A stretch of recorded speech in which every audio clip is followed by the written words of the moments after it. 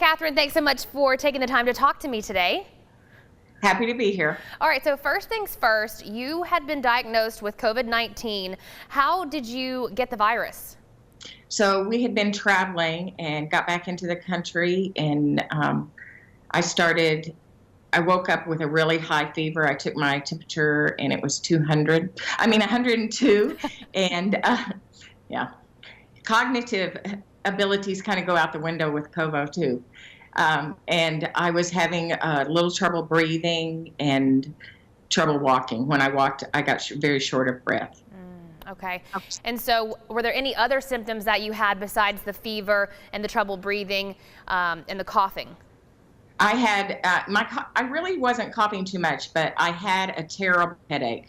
On a scale of 1 to 10, I would have given it a 9. That was the thing that was bothering me the most when I went into the ER, was my headache. And when did you know you needed to go to the ER? Well, it was coincidentally, I was supposed to have a doctor's appointment that morning.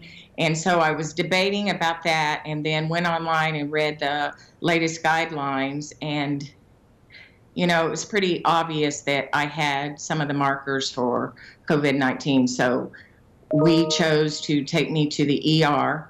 And instead of walking straight into the ER, my husband went in first and said, "My wife's in the truck, and we think that she has it."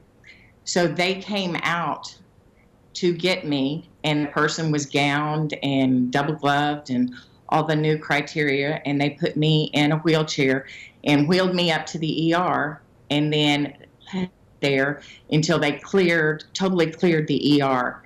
And then they took me into a isolation room. And as far as these symptoms, have you had the flu before? Can you give me any kind of a comparison between the flu and COVID-19 if you have had it? I have had the flu, and for me personally, it was nothing like the flu. Once again, it was a terrible, terrible headache. And I had a fever of 102. And, you know, as adults, we seldom get fevers that high. And my fever was so high, like my ears hurt and my eyes were watering, and it was very, very uncomfortable. And I didn't realize it at the time, but I wasn't cognitively all there. The first 2 days of my stay at the hospital, there's large portions that I don't remember or I misinterpreted. Like when I got in the hospital, they took my temperature and it was 103, and I thought they told me it was 100.2. And I felt pretty silly, like, who goes into the ER with a fever like that? But in fact, it was much worse. Yeah. How long were you in the hospital? I was in for 5 days. Okay, and I've seen the picture that you posted on your Facebook page with the 2 visitors, you called them. What all were they doing to try to treat you while you were there? So they hooked me up to a bunch of machines, as you might imagine. I had an IV so I could get plenty of fluids. My appetite was just gone. I don't think I ate anything the first 2 days.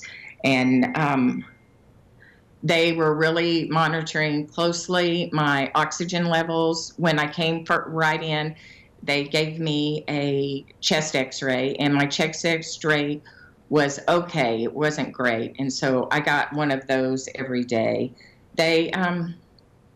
I was on oxygen for a little bit, and they just monitored me very closely. How long did your most severe symptoms last? My headache was probably there for 2 or 3 days. And then if I got up out of bed, my oxygen levels would drop as well. So that was the biggest reason they kept me in, was because my oxygen levels. So as far as the whole process from when you started to feel unwell to now, I guess, because you're feeling pretty good now, is that right? I am feeling pretty good. I have very low energy. As with everybody, when you lay around, I need to get up and do this or do that. And I tried to sweep the back porch yesterday, and that didn't work. I did a little bit and then went right back to bed. And so how long has this all taken, this recovery process, from when you first started feeling sick to now? So I guess I'm in week 2 now. I'd have to look at the calendar. That's the other thing. The days of the week kind of just went right out the window when I got sick. So I'm not about second week of it now. Okay. So finally, just what would you want to say to people who are watching this about your own experience or about COVID-19, about the safety measures that have been put in place? Well, lots of people have been contacting me because they think they need to be tested, or they know somebody that has it, so they're concerned. And the first thing I would say is the care that you can get here in Temple is excellent. All of my doctors and nurses were fabulous. They were very conscientious. They were very kind. And when I ask a question, they were very thorough in their answering. And from those answers, I know that they're very up to date and cutting edge information here in our local community. And Temple is one of the few places that is doing all the testing and running the testing. I know that Dallas sends their test here to Temple to be run. The other thing I would say is lots of people keep going to the ER and are frustrated that they don't get tested, and they have to save those tests for those who are very ill, and so that they can best help them. So one of the things the doctor and I were talking about was, if you had those symptoms 6 months ago, would you have gone to the ER? So if 6 months ago you had those symptoms and you would have gone to the ER, then certainly go to the ER. But think before you go to the ER right now. And just how would you rate how sick you were? Do you think that you were pretty sick? I was never put on a ventilator, thankfully. So that is extraordinarily sick. I kept expecting them to tell me that I was going to go home. And once again, I just didn't realize how sick I was, because I think of not getting enough oxygen and high fever and things like that. I was not aware of everything going on around me. So that alone tells me I was pretty sick.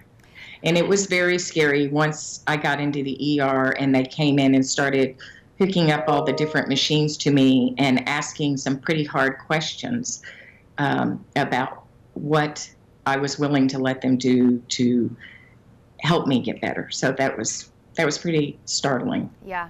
What about the rest of the family? Are they all okay? Yes, my husband has it. He is recovering from it as well. His symptoms weren't bad enough for him to go to the ER or to be admitted. Bell County did test him and he did come back positive. My daughter lives in Boston and she has it as well, and she's recovering very well also. So you were the only one who really needed to go get hospitalized? Correct. Wow. Anything else that you want to tell me about your experience that I didn't ask you?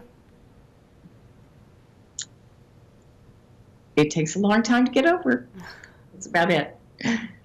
All right, Kathryn. Well, thank you so much for chatting with me. This has been a pleasure to talk to you, and I'm so glad you're feeling better.